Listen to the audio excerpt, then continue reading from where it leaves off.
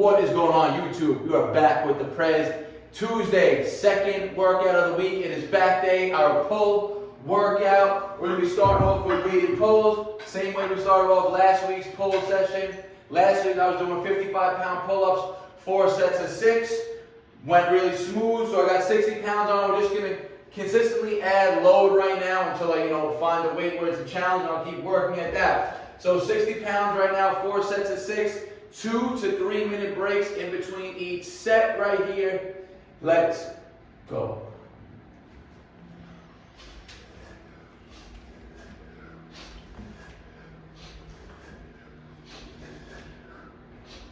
Alright guys, like I said, 2 to 3 minute breaks. It's probably going to be closer to 3 minutes right now.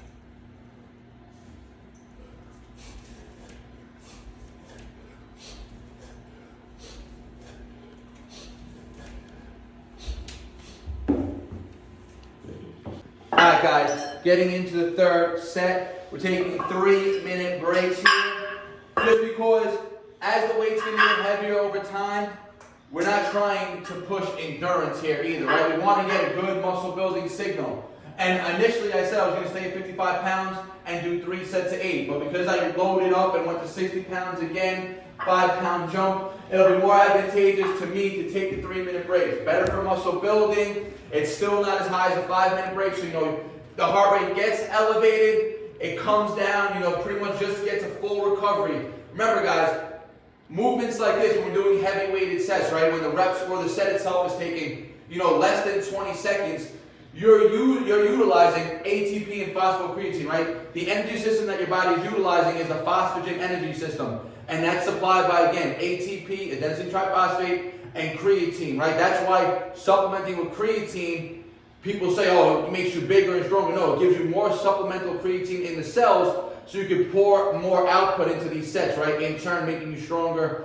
able to produce a little bit longer of a set. Because creatine levels and ATP, they only power movements or exercises that last no longer. Maximum output is like 30 seconds, right? Typically, they're powering movements that are from like that 5 to 15 second time frame, right? So a set of 6 here is only taking me probably like 10 seconds. So it's being fired by the ATP and the creatine stores.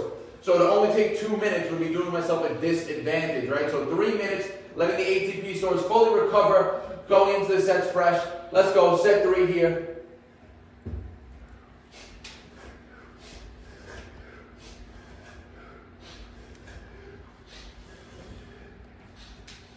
Let's go. Alright guys, 4th set, last set, best set. Let's close these out.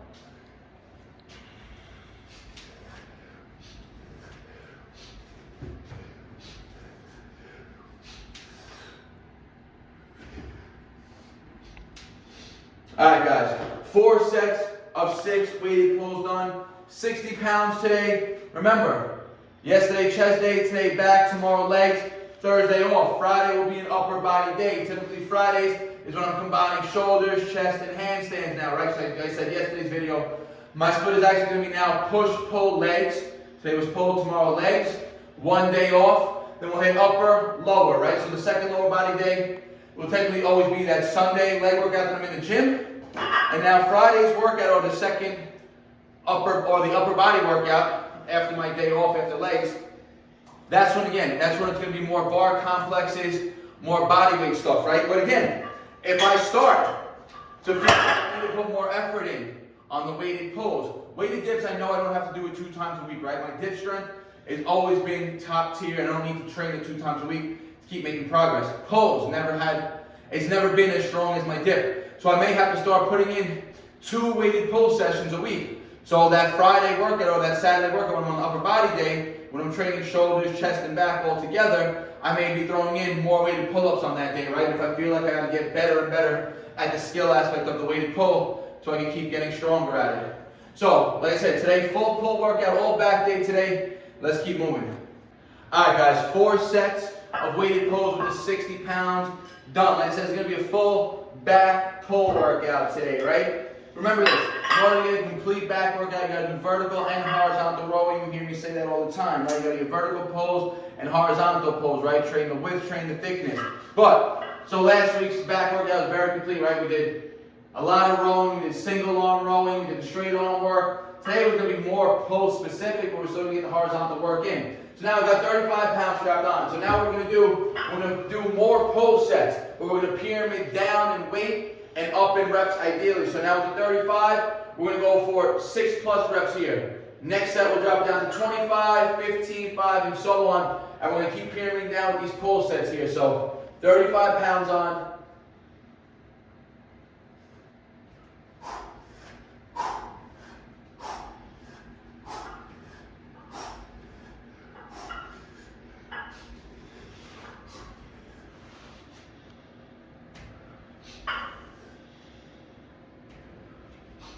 So now the pyramid is going to allow you to build more volume, build more pull endurance. Now I'll keep the breaks at strict 3 minutes, but every set the volume will ideally increase, right? So I call it 10 with the 35. In a perfect world, I'm going to catch 12 with the 25, 12 plus with the 15, right? So the break periods are going to stay short, but the sets are going to get longer, which is going to, again, induce more fatigue, and we're going to start tapping into more of that endurance strength work right now too, guys. So a few more pyramids down. Let's go. All right, guys. Pyramiding down again. 25 on right now. Let's go. 10 plus here.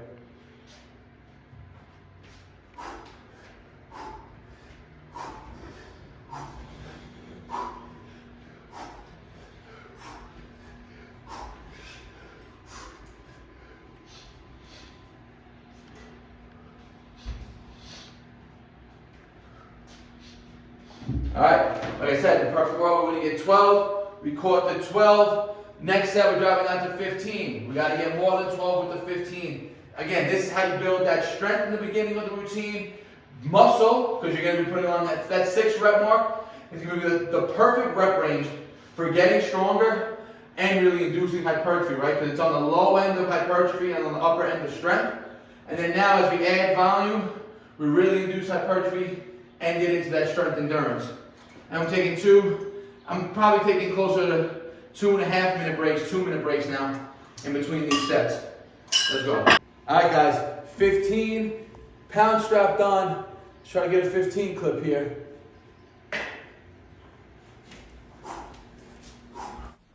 And for some reason, we accidentally recorded this set in slow motion. So those are going to be a long-ass 15 rep set that you guys are going to watch right now. But it looks pretty dope.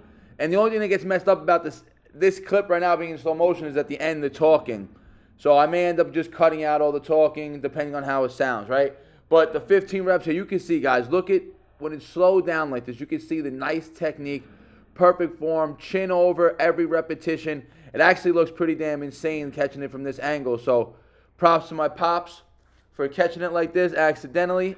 And yeah, like these type of sets, these pyramid down with weight up in reps, this is like the classic type of routines I used to train when I first got into calisthenics that got me really good. And these are the type of routines that I really, really enjoy doing. I always tend to get caught up in like programming and, optimal this, optimal that. I got the best by doing what I was doing on my own, going against what I would see other people doing. So I might just have to get back to that this summer again. And this is just more like intuitive style training. I can still follow a push-pull, legs, upper lower split, right? But I can just keep my training very intuitive on those days. Like doing 10 sets of pull-ups and dips, supersetting. Man, I honestly can't wait for the summertime so I can just really get busy on the bars again and just really focusing on all this, high rep and just this calisthenics training more than I was last winter. Last winter was all about bulking and everything, and I just want to keep getting better at my reps and sets and getting stronger. I can't wait to see what I'm popping out with in the summertime. And you can see, these are the last few reps right here, the 15 clip. This is the rest pause at the end of the set, right? I think I caught 12 or 13 straight. Then I dead hang for a little bit, catch that big breath. This is rep 15 right here. Get it, get it, get it. Chin over, there it goes. All right, 15 for 15. I was going to drop down to 5 pounds for one more set. You'll see me at the next clip when you'll know if I do it or if I don't. If you don't see the next clip being 5 pounds, I'm going straight off the road, right? I was a lot of volume right now. Lats are starting to feel it. I don't want to end up failing and hitting less than the 15 just because I have fatigue right now. So I'll probably rest 3 minutes right now, see how I feel. Let's go. All right, guys, I decided to go for the 5 pound set and beat the 15 rep set. You guys saw that last clip, slow motion. It was a little long, so hopefully you can see how true speed should look on this set right now.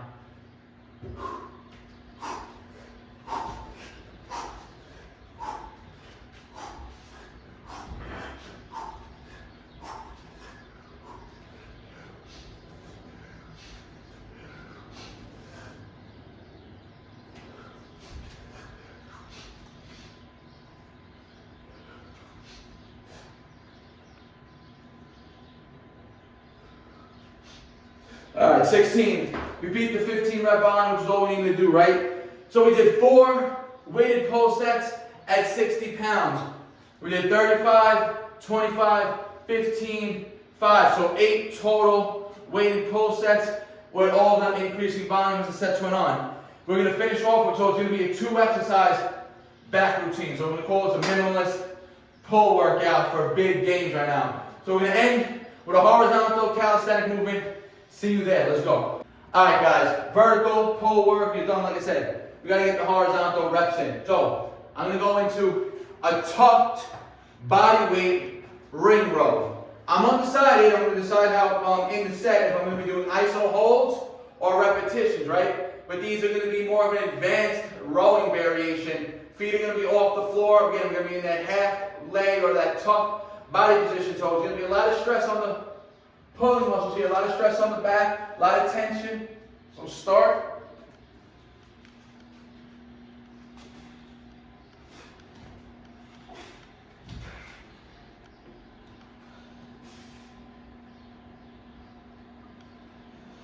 All right, so a tough, sloppy 6, but I don't care if they're sloppy or not. Super fatigue built up in the whole lats and the whole back right now. Arms are going to be fatigued. It's going to be a very nervous system and coordination, high coordination type movement, right? We're going to have to keep a lot of engagement of the core. The more we compress, the more we tuck, the easier it becomes, right? The more we keep that hips open, that back flat as possible, we're increasing the leverage. Increasing the lever is going to make it more difficult, right? So I caught a few reps, tried to get some iso holds there. Again, these are going to be all done under fatigue, so I just got to accept the reps for how they are. But I'm going to go 2, maybe 3 more sets of that, taking each set to failure, whether it's iso holds or reps. So see you at the rest of the sets. All right, guys, second set, tuck ring rows.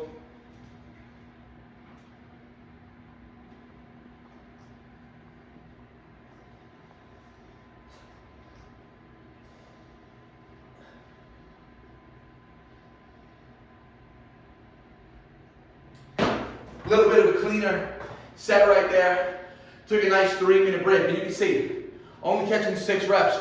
And it's exasperating me more than the sets of like 15, 20 pull-ups, right? Reason being, again, everything here has to be fully engaged and fully coordinated. On the pull-ups, yes, you have to have full body tension, or else the reps are going to look sloppy.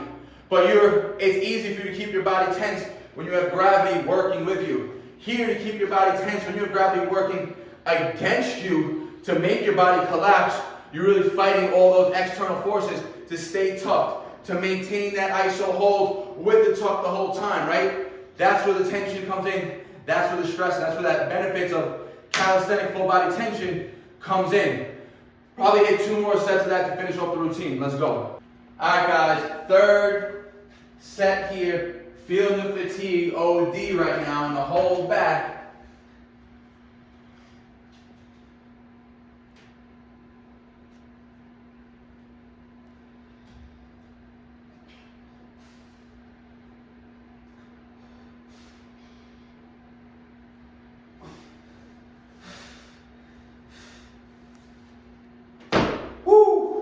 Maybe some bonus straight arm work there. I'm gonna go for 1 more set. I'll probably give myself a nice 4-5 minute break here. Super fatigued. You can see what I'm doing there, guys, on the set. I'm starting in that straight arm, locked out iso hold, right? And I'm getting into it by engaging the lats, almost pulling straight up to horizontal. Then I'll start going into my dynamic reps, keeping it very false grip, elbows tight to the body, right? Coming in more of like that neutral row position. And then when I can't get that height no more, I'm just trying to hold isometrically. as hard as I can and as far as the range of motion I can, right? And then back to a full lockout, straight arm strength hold right there. We raise right there into an inverted hold. Try to control a nice front lever down. We'll go for one more round. Let's get it. All right, guys. Last set. Let's do it. Little bonus hard way.